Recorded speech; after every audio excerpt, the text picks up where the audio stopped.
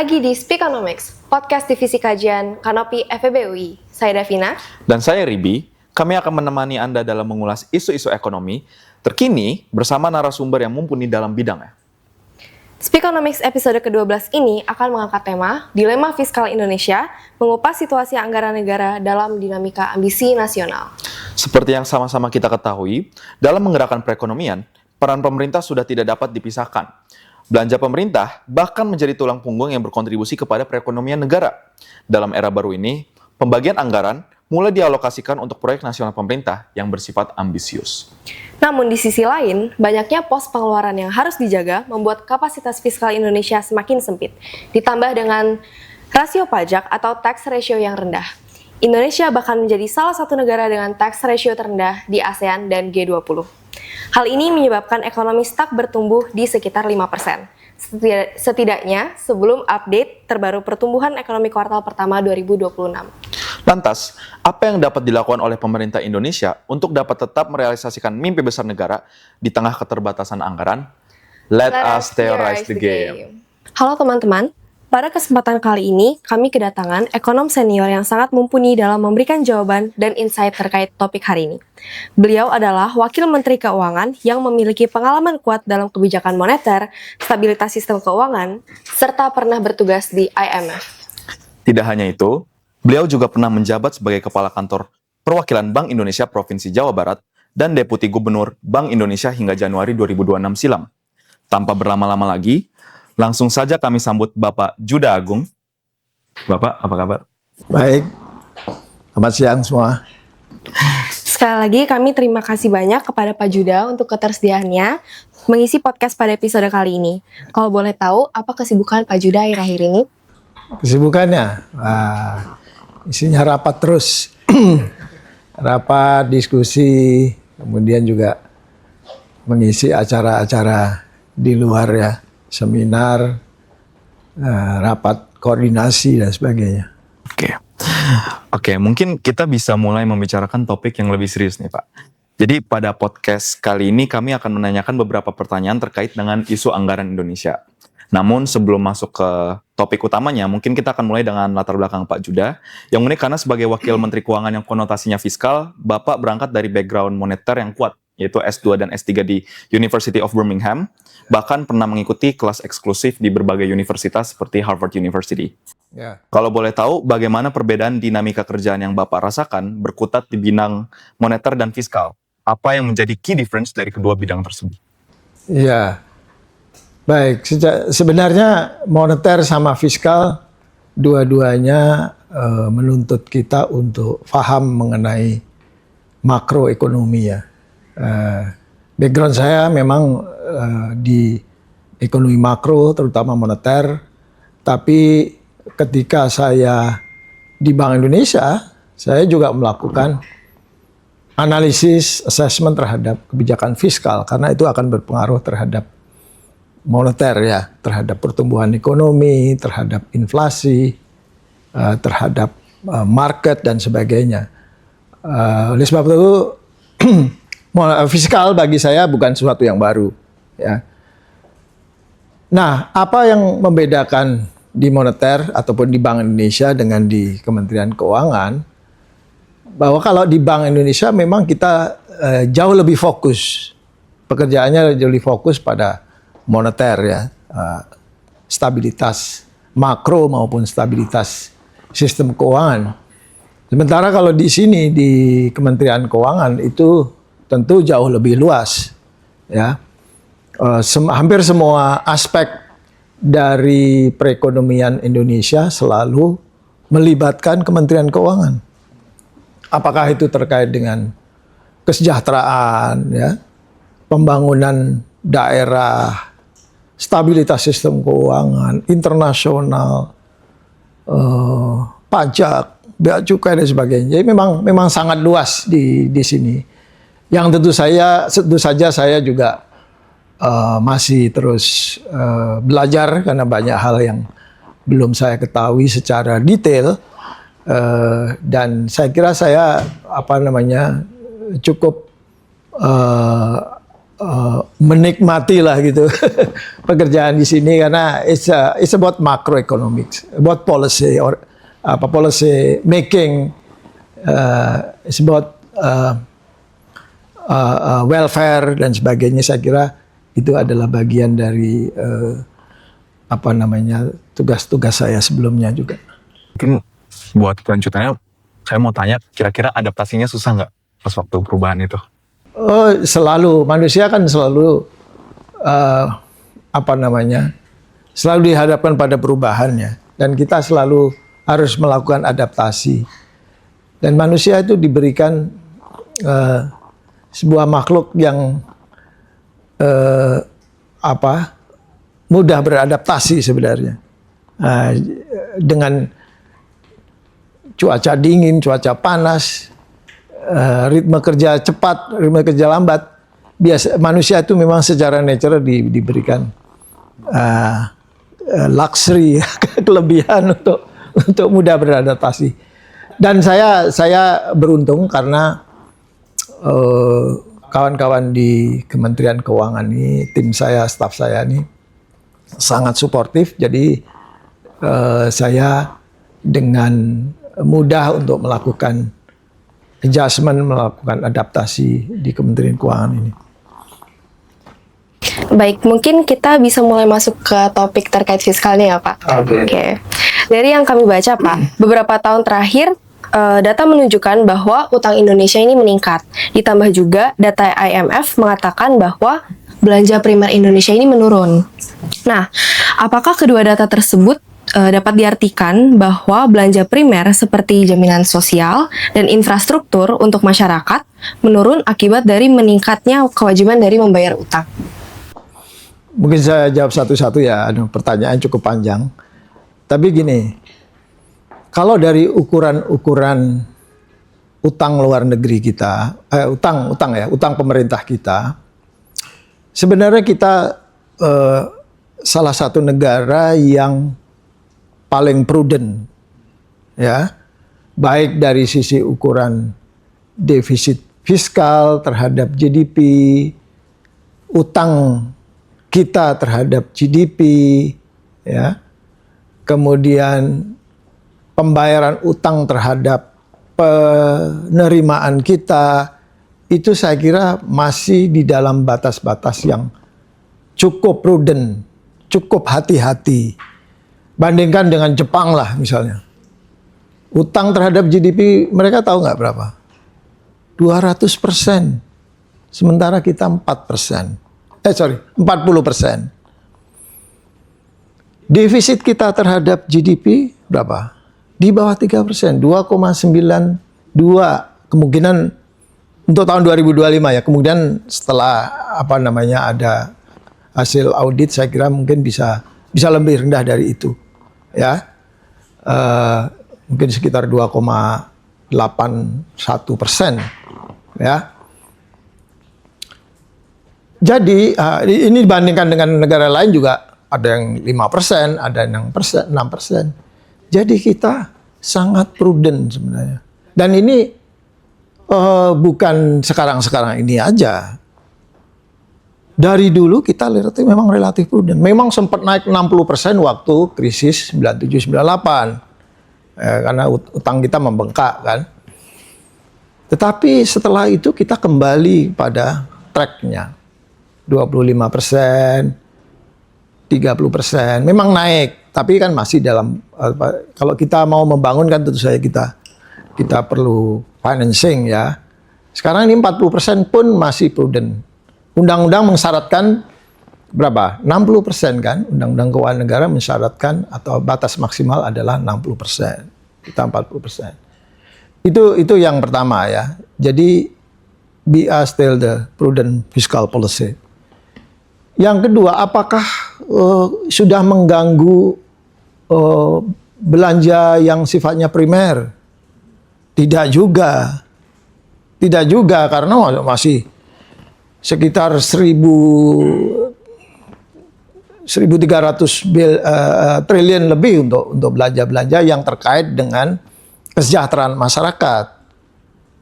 Ya, apakah itu kalau dalam konteks sekarang adalah program makan bergizi gratis, program sekolah rakyat. Pernah lihat nggak program sekolah rakyat? Hah? Nah, harus lihat itu untuk melihat sensitivitas kita terhadap kesejahteraan masyarakat. Saya pernah hadir di situ di sekolah rakyat. Itu mereka adalah anak-anak dari keluarga yang paling miskin di Indonesia. Ibunya buruh cuci, bapaknya pemulung. Yang kalau tidak ada sekolah rakyat, mereka tidak bisa sekolah. Dan kemiskinan itu akan berputar terus di keluarga itu. Kemiskinannya menurun lah. Kemiskinannya menurun dari terus turun dari kakek, anak dan seterusnya itu kemiskinan yang menurun. Nah, dengan sekolah rakyat itu mereka diberikan pakaian, diberikan buku, diberikan komputer untuk bisa sekolah. Dan itulah menurut saya teman-teman yang di kuliah di FEU ini harus lihat secara real di masyarakat, ya. Karena mereka sekolah itu adalah memutus rantai kemiskinan, ya. Memutus rantai kemiskinan, dan itu mereka setelah dididik katakanlah 6 bulan, 8 bulan itu mereka ternyata pinter-pinter. Gitu ya. Jadi lagi poin saya adalah bahwa pembayaran utang ya atau belanja untuk membayar utang itu tidak menggerus belanja primer untuk kesejahteraan masyarakat, baik itu ada yang makan bergizi gratis, sekolah rakyat, nanti ada sekolah Garuda yang lebih lebih advance lagi, ada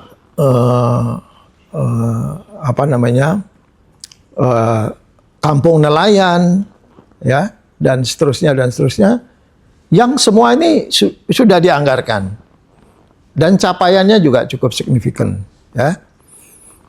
Makanya kuartal 1 tahun ini kita bisa tumbuh 5,61%.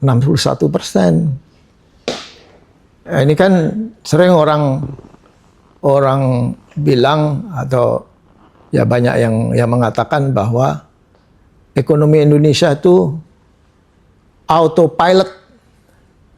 Nah, coba lihat di komponen kuartal 1. Itu menunjukkan bahwa pertumbuhan 5,61% itu didrive oleh salah satunya oleh G itu ya. Yaitu konsumsi pemerintah. Ada IG-nya juga, tapi yang paling besar adalah G yang tumbuhnya lebih dari 20%. Nah, jadi ini memang kalau dulu belanja pemerintah itu baru belakangan di kuartal 4, kuartal 3, kuartal 4, sekarang ini kita sudah genjot di kuartal 1. Jadi kuartal 1 tumbuh tinggi, sehingga apa, pertumbuhannya bisa merata di keseluruhan tahun. Ya, nggak hanya di ujungnya saja gitu. Itu yang ingin saya sampaikan. Mungkin satu pertanyaan lagi di topik ini, Pak. Dari yang kami baca nih, 3 lembaga terbesar terima dana APBN itu kan BGN, TNI, dan Polri nih. Duanya itu kan ada TNI dan Polri, yang manfaatnya lebih bersifat tidak langsung bagi masyarakat umum. Nah, saya pengen tanya, bagaimana pemerintah memastikan bahwa setiap rupiahnya itu dapat bermanfaat, dapat sampai ke masyarakat? Ya, barangkali ngitungnya jangan per institusi seperti itu ya. Bahwa belanja itu untuk pos-pos yang terkait apa, gitu ya. Jangan BGN-nya, tetapi pos-pos untuk kesejahteraan masyarakatnya. Kan nggak hanya MBG. Kan ada itu tadi yang untuk kesehatan, untuk pendidikan, ya kan? Periksa kesehatan gratis, kemudian tadi yang pendidikan untuk sekolah rakyat, untuk memperbaiki gedung sekolah di seluruh Indonesia, ya kan? Jadi jangan dilihat per institusi. Salah kalau ngelihat per institusi. Iya kan? Ini untuk apa? Untuk kesejahteraan berapa persen? Ya. Untuk keamanan berapa persen? Gitu, mungkin ngelihatnya seperti itu. Kalau ngelihat seperti itu, porsi terbesar masih untuk kesejahteraan masyarakat. Dan memang itu tugas negara untuk mensejahterakan masyarakat. Ya. Sekarang ini kan ada Danantara. Ya kan? Dulu kan dividen dari BUMN itu dimasuk ke dalam pemerintah kan, dalam fiskal yang kemudian digunakan untuk investasi. Sekarang investasi pemerintah, investasi untuk proyek-proyek yang strategis itu banyak dilakukan oleh Danantara, misalnya gitu. Ya. Mungkin saya melanjutkan pertanyaan sebelumnya ya. Pemerintah memiliki banyak pengeluaran di berbagai bidang gitu, yang harus dijaga. Namun salah satu tantangan untuk menjaga pengeluaran tersebut adalah rendahnya tax ratio kita. Contohnya kayak yang kita lihat sendiri, sektor informal itu kan sangat mendominasi lapangan pekerjaan di atas 50%. Sementara sistem pajak kita itu masih sulit untuk mendeteksi pekerjaan-pekerjaan informal tersebut. Dengan segala dilema dan sentimen sensitif pajak pada masyarakat, metode apa yang dirasa tepat untuk meningkatkan rasio pajak? Apakah meningkatkan pajak atau membenahi aturan pajak seperti PTKP? PTKP. Mungkin gini, memang ini sebuah dilema ya, sebuah dilema klasik lah gitu, antara dorong tax dengan menjaga daya beli kan gitu, ya kan? Tax ratio kita memang belum ideal, ya. Jadi harus ditingkatkan, ya. Tapi apakah harus melalui peningkatan PTKP? Ya, kita lihat dulu. Karena tadi yang disebut banyak masyarakat atau dunia usaha kita, PDB kita lah didominir oleh sektor-sektor yang sifatnya formal kan? Ya. Jadi mungkin menurut saya yang paling penting adalah bagaimana kita bisa mendorong sektor-sektor yang formal ini menjadi formal dulu, ya kan? Menjadi formal, dia dibantu aksesnya kepada perbankan, ya kan? Sehingga dia punya balance sheet kan, punya neraca, ya, punya rugi laba gitu ya. Ya secara sederhana kita dorong UMKM menjadi sebuah entiti yang formal. Dia bergabung antar UMKM itu menjadi sebuah klaster, menjadi sebuah mengkorporatisasi UMKM gitu ya. Nah, baru kemudian setelah mereka menjadi lebih banyak yang formal, kita bisa mengevaluasi apakah ini sudah bisa dikenakan sebagai wajib pajak atau tidak. Jadi tentu saja pertimbangan-pertimbangan itu tidak bisa straightforward, tapi paling penting adalah how-nya, itu adalah bagaimana kita memformalize. Ya kan biasa di negara berkembang itu adalah sektor informalnya yang jalan gitu, tambal ban apa macam-macam gitu, tukang benerin motor, ojek, macam-macam gitu yang sifatnya informal. Bagaimana kita kemudian secara gradual, jadi nggak bisa dari sisi instrumen pajak saja ini, instrumen-instrumen yang kebijakan yang sifatnya bagaimana mendorong formalisasi dari kegiatan perekonomian. Nah, sehingga kemudian setelah itu baru kita bisa menentukan mana PTKP ya, mau diturunkan seberapa besar dan sebagainya. Tentu saja jangan sampai di situasi di mana daya beli itu masih fragile gitu ya, kemudian kita turunkan PTKP, ini kan tentu saja pasti ada resistensi yang luar biasa dari masyarakat, terutama masyarakat yang menengah ke bawah. Jadi ini barangkali yang perlu kita pertimbangkan. Mungkin saya mau tanya lebih lanjut dari yang saya dapatkan, berarti dari pekerja-pekerja sektor informal ini kita formalisasikan gitu ya seperti. Nah, saya pengen tanya bagaimana peran pemerintah dapat menginsentifkan transisi sektor informal ke formal? Apakah dapat diinsentifkan melalui alat fiskal atau perlu sinergitas dari kementerian lain, Pak? Dua-duanya kalau menurut saya perlu sinergi dengan kementerian yang lain soal misalnya kalau dia harus akses ke perbankan ya, akses pendanaan kan tentu saja minta agunan, gitu kan? Kalau dia punya tanah dan tanah itu belum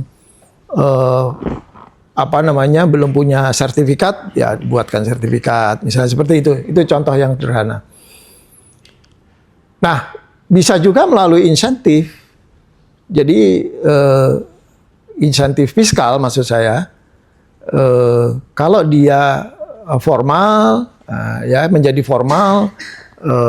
Punya NPWP dan sebagainya, nantinya dikasih insentif, ya kan? Nah, saya kira kita di dalam membangun ekonomi ini tidak bisa bekerja sendiri-sendiri ya. Nah, fiskal nggak bisa sendirian, harus dengan kebijakan di sektor-sektor yang lain ya, termasuk tadi di sektor pertanahan, nanti dengan perbankan, dengan OJK, dengan Bank Indonesia dan sebagainya. Berarti intinya perlu sinergitas. Iya, sinergi sesuatu yang tidak bisa ditawar lah di dalam public policy seperti negara kita ya. Kalau pertanyaan selanjutnya masih terkait dengan pajak, khususnya pajak yang sangat lekat gitu sangat dekat dengan kehidupan masyarakat, yaitu PPN ya Pak. PPN. Iya, kita sendiri mengetahui reaksi masyarakat terhadap kenaikan PPN pada akhir 2024 lalu itu memiliki konotasi negatif gitu.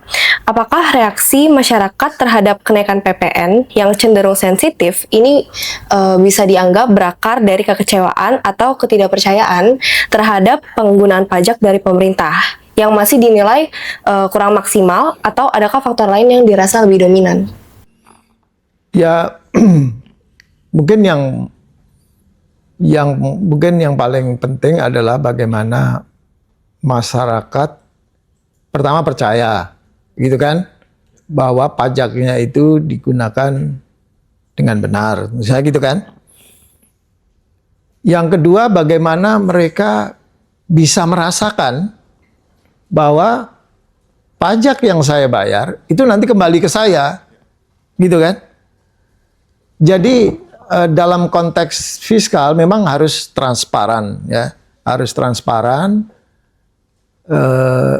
sehingga masyarakat tahu Rp1 yang saya keluarkan untuk pajak itu kembali ke saya berapa, seperti apa. Kadang-kadang memang masyarakat nggak paham atau nggak merasakan gitu ya, atau barangkali tidak merasa mendapat benefit dari pembayaran pajak. Padahal banyak.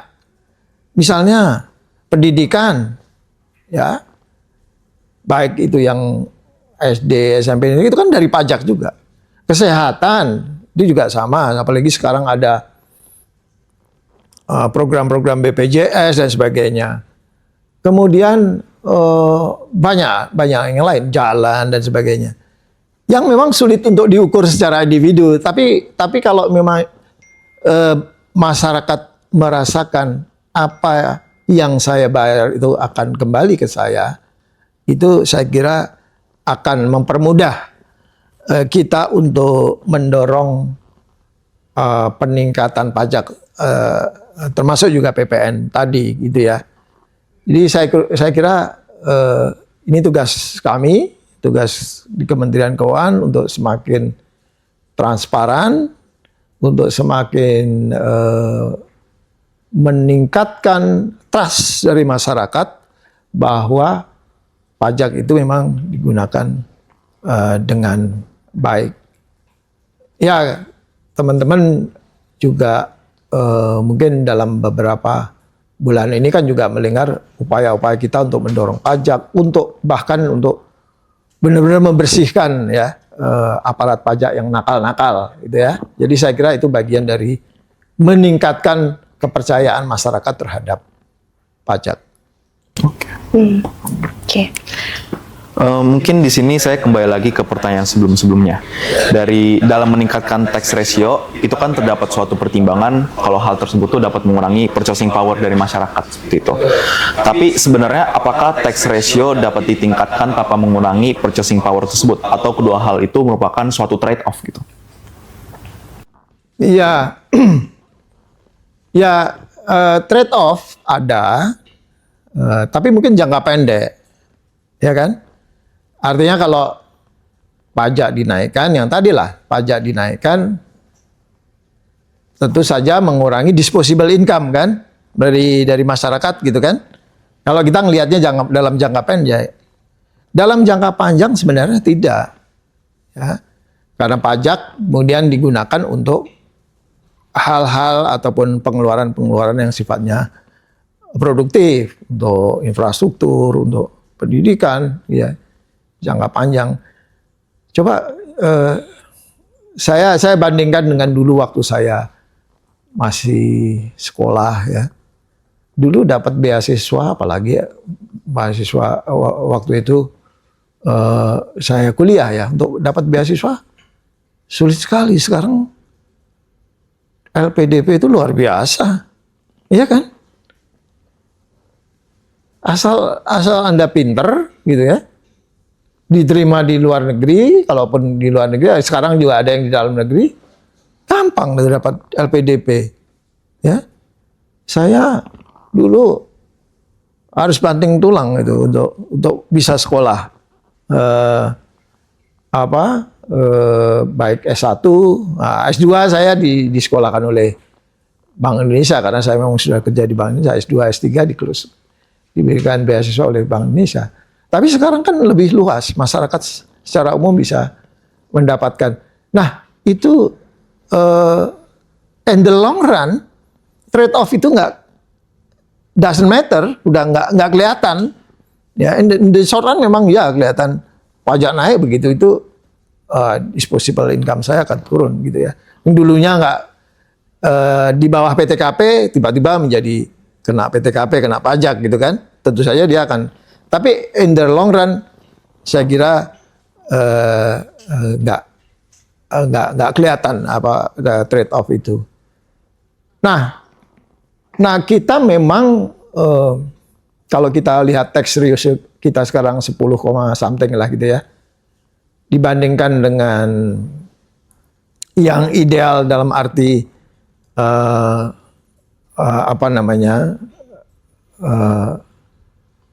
pajak yang memadai untuk mendorong pembangunan gitu ya, yang mungkin katakanlah untuk negara berkembang sekitar ya 12 atau sampai 15% gitu ya. Ini kita memang masih di bawah itu. Jadi kita harus memang terus dorong tax ratio kita ke depan. Di negara yang lebih maju lagi itu bahkan di atas 20% kan, negara-negara ya OECD ya, negara-negara maju. Tapi barangkali PR yang segera adalah bagaimana mendorong tax ratio ini paling tidak memasuki angka-angka 12 sampai 15% itu dari PDB. Mungkin ini pertanyaan yang cukup teknikal kali ya Pak. Ya. Nah, bagaimana dari kementerian itu dapat menemukan sweet spot atau dalam kata lain bahasa ekonominya equilibriumnya lah antara trade off antara tax ratio dan juga purchasing power masyarakat ya dalam mempertimbangkan dilema antara meningkatkan tax ratio dengan tetap mempertahankan purchasing power masyarakat gitu. Sweet spot kan artinya optimal tadi kan. Optimal dalam arti taxnya naik tapi daya belinya masih kuat gitu kan, ya kan, titik optimal lah gitu, titik optimal ya itu tadi saya kira benchmarknya 12 sampai 15 lah gitu kira-kira. Nah, di range itu maka itu adalah kondisi ideal bagi negara berkembang, pajaknya memadai tapi tidak menurunkan daya beli. Kalau secara teori kan marginal utility consumption sama dengan marginal utility dari apa itu government expenditure gitu kan, ya kan, marginal benefit dari government consumption gitu itu sama. Tapi ya, untuk negara berkembang seperti kita ya mungkin di level-level yang tadi saya sebutkan 12-15%. Yang artinya kita memang terus harus dorong rasio itu. Itu ya sweet spot lah tadi istilahnya, apa titik optimal lah, something like that. Mungkin agak kembali ke pertanyaan sebelumnya mengenai pajak dan kepercayaan masyarakat gitu ya terhadap pajak itu, penggunaan pajak itu gitu. Kalau dari sisi fiskal, bagaimana Kementerian Keuangan ini ikut meningkatkan awareness untuk membangun kepercayaan kembali bagi masyarakat terhadap pemerintah? Karena mungkin kalau dari jawaban Bapak tadi, salah satu alasannya adalah masyarakat ini tidak aware gitu kan dengan pajak yang sebenarnya kembali ke mereka dalam berbagai bentuk gitu. Ya pertama transparansi ya, transparansi. Ya kedua ya melalui berbagai upaya komunikasi ya dengan masyarakat, termasuk acara ini saya kira bagus ini. Kalau teman adik-adik semua yang masih kuliah di FEB UI ini, saya kira baca laporan APBN kan udah sangat fluent kan. Itu kan bisa dikulitin satu-satu, udah mampu untuk menguliti satu-satu, bener nggak? Ya kan, apalagi yang ngambil mata kuliah kebijakan fiskal kan. Ya ini saya kira ini bagian yang bagus untuk kita berkomunikasi termasuk dengan mahasiswa. Ya. Oke, mungkin selanjutnya dari yang saya pernah dengar dalam konferensi, Pak Purbaya ini pernah mengatakan bahwa Indonesia sebenarnya dapat tumbuh secara real lebih baik dibandingkan dengan Malaysia atau Vietnam gitu, karena kita memiliki defisit anggaran yang rendah. Nah, hal ini karena pertumbuhan kita lebih tinggi dan memiliki capital fiskal yang lebih besar juga gitu. Ya. Dengan kapasitas fiskal yang terbatas, diikuti dengan mimpi besar Indonesia, apakah batas aman defisit 3% masih wajar bila dibandingkan dengan negara lain? Dan apa konsiderasi atau titik krusial di balik angka 3% itu, Pak? Ya, yang saya jawab terakhir dulu. Ya, ini memang ngitungnya dulu mungkin niru Maastricht Treaty gitu ya. Tahu kan Maastricht Treaty? Waktu penggabungan Eropa menjadi Euro area, menjadi European Union, itu kan mereka harus, kan itu negaranya ada yang sangat disiplin, kayak Jerman gitu kan. Belanda, Jerman itu kan negara-negara yang sangat fiskalnya sangat disiplin. Ada yang rileks, seperti misalnya Portugal, Yunani, Spain, gitu-gitu kan. Nah, kalau gabung itu ada namanya convergence, indicators gitulah. Jadi kalau dia mau gabung menjadi masuk ke dalam negara European Union, maka fiskal defisitnya harus tidak lebih dari 3%. Nah, utang terhadap PDB-nya tidak boleh lebih tinggi dari 60%. Gitu kan? Sama nih. Nah, sehingga kita waktu itu, tahun berapa saya lupa tuh, tahun ketika Undang-Undang Keuangan Negara yang pertama itu kita udah tiru aja udah gitu kan. 3% itu angkanya ya udah niru dari European Union. 3% dan 60% untuk utangnya. Nah, sekarang memang kalau kita lihat praktek di negara lain, again, yang punya fiscal rule itu nggak banyak. Yang punya fiscal rule maksimum sekian persen defisitnya itu nggak banyak. Kita adalah salah satu negara yang punya fiscal rule itu. 3% itu.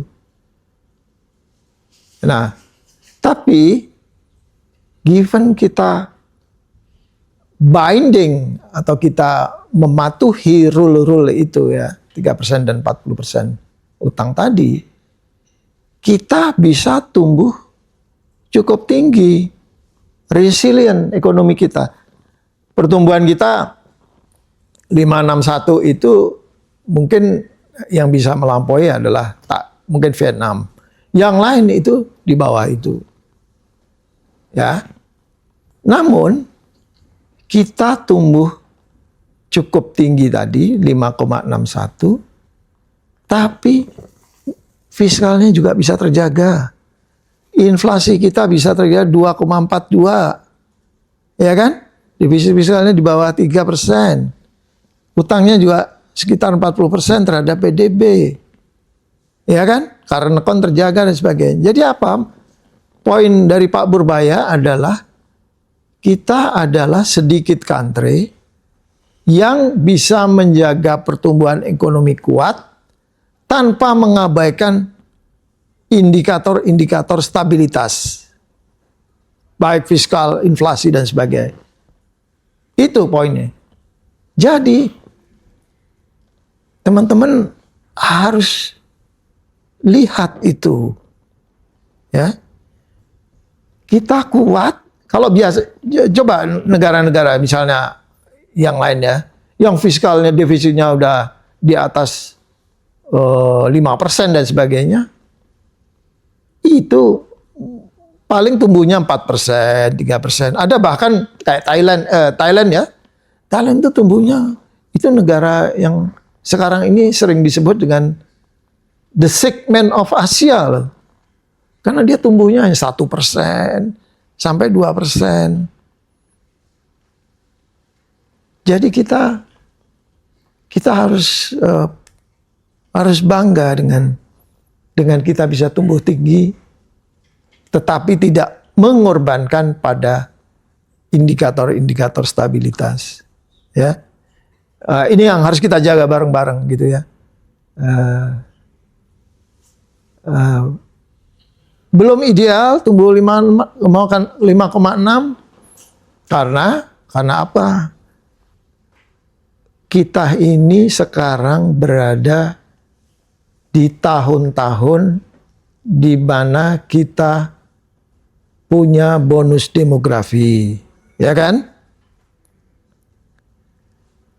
Kalau kita tidak tumbuh tinggi, maka ketika bonus demografinya hilang di tahun 2000, mungkin katakanlah 2035-an sekitar itu, di mana penduduknya sudah menua.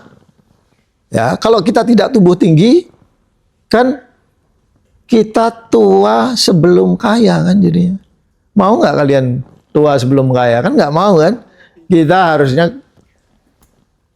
kaya sebelum menua atau muda kaya raya. Mati masuk surga. Berarti kalau seperti negara Thailand tadi gitu ya, berarti defisit yang besar tidak otomatis menghasilkan pertumbuhan yang besar juga ya, Pak? Iya, makanya kita kan itulah mengelola makroekonomi itu kan kita selalu dihadapkan trade off tadi kan. Nah, bagaimana trade off itu bisa kita jaga dengan baik, ya kan? Balance ya antara growth dengan stability, ya kan? Dengan welfare gitu kan.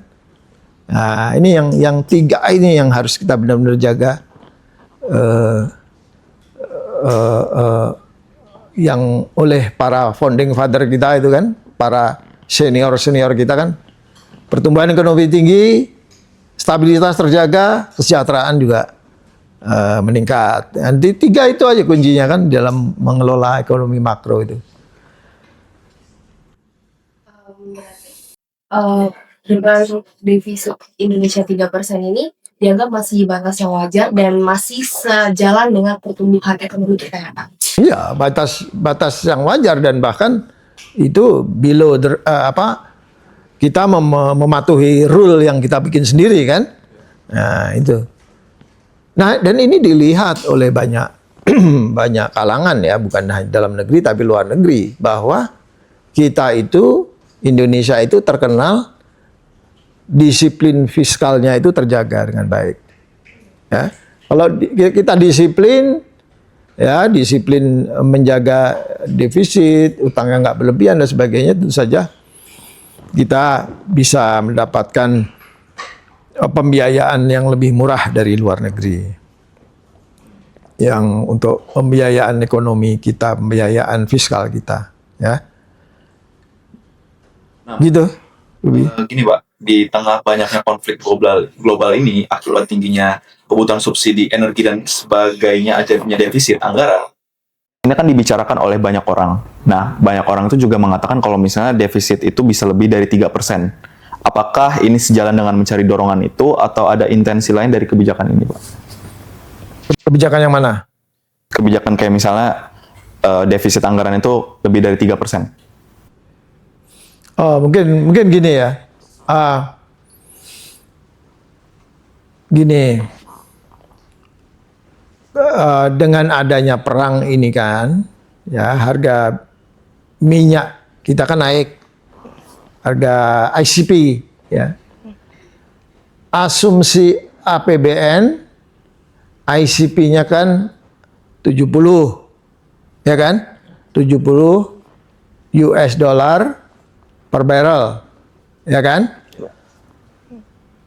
Kalau itu harga ICP, harga minyak dunia terus naik, sementara subsidi BBM kita itu terus kita tidak kurangi subsidinya, berarti kan biaya subsidi atau belanja subsidi meningkat, ya kan? Nah, hitungan kami kalau harga $1 kenaikan harga ICP itu bisa berdampak pada kenaikan defisit sebesar 6,8 triliun. Nah, sekarang asumsi kita kan, asumsi di APBN itu 70. Artinya kalau sekarang ini naik ke rata-rata 80 gitu ya, berarti 10 kali 6,8 kan? Berarti 68 triliun tambahan subsidi kita kepada BBM. Ya. Ini dilema lagi nih. Ini dilema juga yang kita hadapi. Apakah kita mau membiarkan harga BBM naik, ya, harga BBM naik, sehingga subsidi kita nggak naik kan? Kalau dibiarkan naik gitu, artinya dilepas, ya kan? BBM yang bersubsidi itu naik harganya, katakanlah Pertamax gitu kan?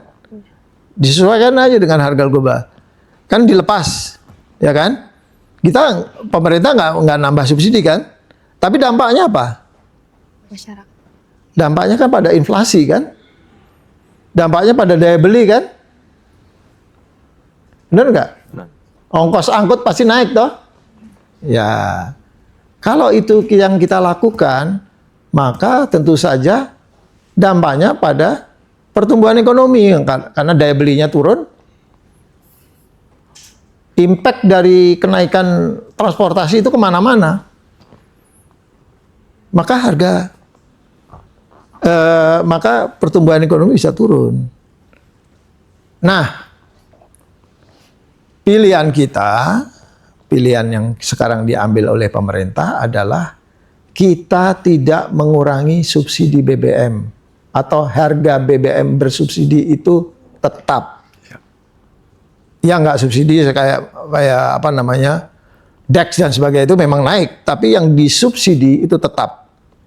Sehingga inflasi terjaga. Makanya inflasi bulan bulan April itu hanya 2,42 kan. Nggak ada kan dampaknya ke situ kan. Sehingga daya beli terjaga, ekonomi bisa tumbuh dengan baik. Makanya keluar 5,61. Ya nggak? Nah, tapi ada ongkosnya kan. belanja fiskalnya, belanja subsidi BBM-nya kan naik, ya kan? Tadi yang kalau naik $1 aja dampaknya adalah ke 6,8 triliun dampaknya. Nah, bagaimana caranya? Bagaimana caranya? Ya udah subsidinya tetap, tapi belanja-belanja yang tidak produktif dikurangi. Makanya ada refocusing. Ya, belanja-belanja yang beli misalnya rapat-rapat di hotel. Ya kan? Itu kan nggak produktif. Artinya bisa dilakukan di kantor juga toh. Ya, mungkin ya agak repot dikit lah, misalnya nyediain makanan di kantor yang kalau di hotel ada langsung.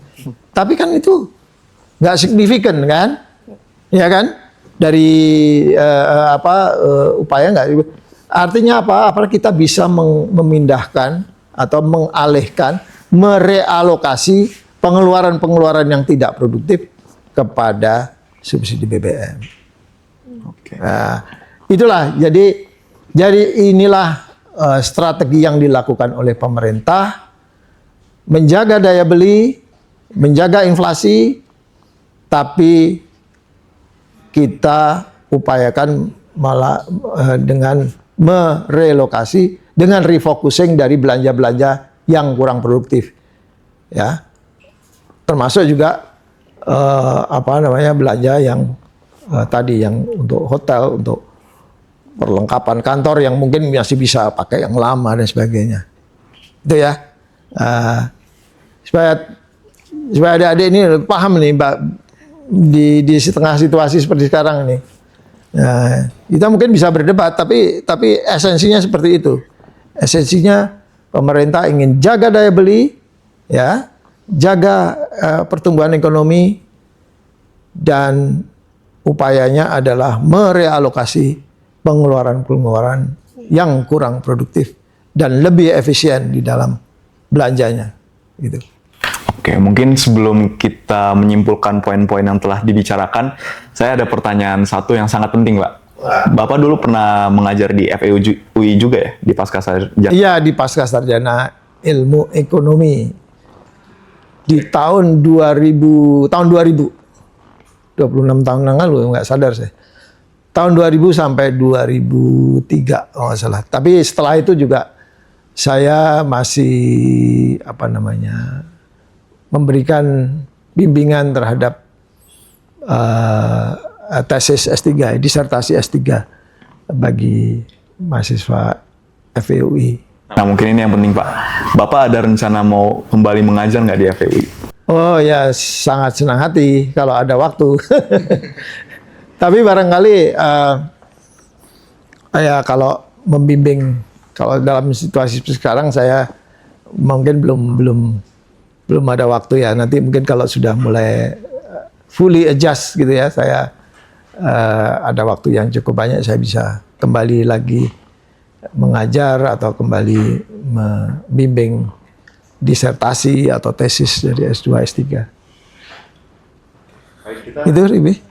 Kita udah belajar banyak ya terkait fiskal, terutama di anggaran juga. Apalagi di tengah-tengah keadaan di mana negara kita sedang merencanakan banyak program-program yang baru. Mungkin bisa kita sum up ya, Daf, poin-poin yang penting yang diberikan Pak Judah di hari ini. Ya, berarti sebenarnya mungkin asumsi publik terhadap subsidi yang kayak subsidinya bengkak atau bagaimana gitu, itu sebenarnya tidak juga ya Pak, karena yang dikorbankan lebih besar daripada itu, yaitu kalau subsidinya membengkak ya kan, karena ya kan, karena kan harganya naik, ya nggak. Tapi ya inilah, di dalam ekonomi kan kita selalu ada dilema-dilema gitu. Kita ambil kebijakan itu, nggak apa-apa membengkak, tapi daya beli masyarakat terjaga. Intinya gitu kan. Jadi subsidi ini dari penjelasan Pak Judah tadi dijaga untuk mempertahankan daya beli masyarakat yang kemudian berdampak pada pertumbuhan ekonomi gitu. Ya. Nah, dari poin pertama tadi kita juga belajar mengenai ketahanan utang dan kesejahteraan. Kita bisa lebih paham bahwa Indonesia tetap prudent dalam mengelola fiskal karena Dalam konteks belanja primer, pemerintah tetap mengalokasikan perlindungan sosial dan pendidikan sebagai prioritas utama gitu. Selanjutnya, terkait pola belanja dan pertumbuhan ekonomi. Pertumbuhan kuartal pertama 2026 5,61% yang terjadi ini merupakan hasil perubahan strategi belanja pemerintah. Jika sebelumnya anggaran dikelola di akhir tahun atau baru signifikan gitu terlihat hasilnya di kuartal keempat gitu. Namun saat ini pemerintah ditingkatkan sejak kuartal pertama sehingga dampak ekonominya akan terasa lebih merata sepanjang tahunnya gitu. Kesimpulan yang bagus itu. Kemudian mengenai rasio pajak dan sektor informal yang sudah dibahas tadi, tantangan Indonesia saat ini adalah besarnya sektor informal dalam perekonomian. Solusinya bukan hanya sekedar naik tarif pajak saja, tapi bisa memformalisasi UMKM melalui akses perbankan. Kuncinya adalah transparansi agar masyarakat merasakan langsung pajak mereka kembali gitu. Dan terkait sweet spot rasio pajak, sweet spot atau optimalisasi yang diupayakan adalah 12-15% ya kalau nggak salah ya. Meski ada tantangan jangka pendek, dalam jangka panjang pajak yang dikelola baik, seperti untuk beasiswa LPDP dan lain-lain, justru akan meningkatkan daya beli dan kualitas hidup masyarakat secara berkelanjutan. Dan untuk kesimpulannya sebagai penutup, strategi fiskal Indonesia saat ini fokus pada dua pilar utama, yaitu adalah stabilitas dan kebermanfaatan. Pemerintah tidak hanya menjaga angka-angka makro untuk tetap aman, tetapi juga memastikan bahwa setiap kebijakan, mulai dari pengelolaan utang hingga reformasi pajak, berujung pada penguatan daya beli dan investasi jangka panjang pada kualitas sumber daya manusia Indonesia. Mungkin itu saja dari kami. Terima kasih banyak Pak Juda untuk waktunya hari ini. Kami mewakili Kanopi FEB UI mengucapkan terima kasih yang sebesar-besarnya kepada Bapak Juda atas ketersediaan Bapak dalam menjadi narasumber dalam Speakonomics episode ke-12 ini. Dengan demikian berakhirlah diskusi kita pada hari ini, dan untuk mendengar ulasan mengenai isu-isu ekonomi lainnya, jangan lupa untuk subscribe ke podcast Kanopi On Air di Spotify dan YouTube Kanopi FEB UI. Saya Ribi. Saya Davida. Kami pamit undur diri. Inilah Speakonomics episode ke-12. Dibawakan oleh Divisi Kajian Kanopi FEB UI. And see you in the next podcast. Bye.